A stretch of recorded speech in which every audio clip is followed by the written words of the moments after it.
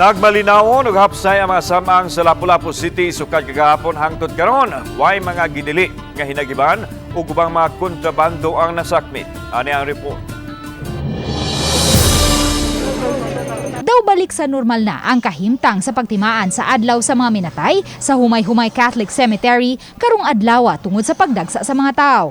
Kung sa nakalabayng tuig, gilimitahan lang sa tagduha ka gatos ka mga tao ang makasulod sa samang sa matag duha ka oras. Karon wala nay limit basta magsulob lang og face mask ang tanan. We really make sure na ang ating pong kapulisan ay nagrurubing kasama po ang ating mga force multiplier.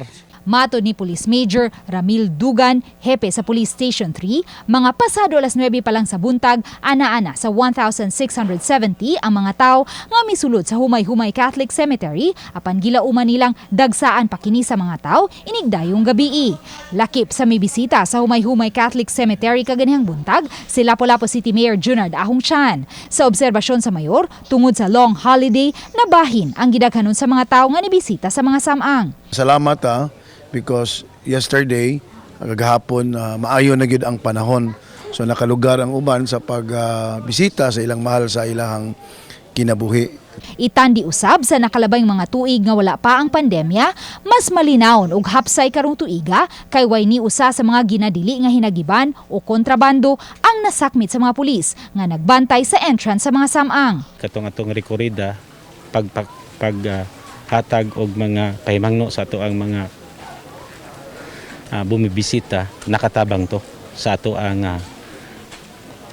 pagpangandam aning malinawon nato nga Undas 2022 or Kalag-Kalag 2022.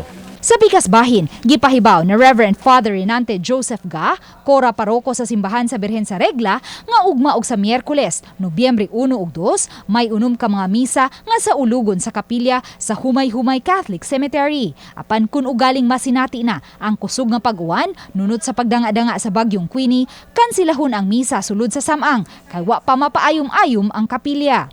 Just in case nga moabot gyud kining lain na pod nga bagyong Queenie.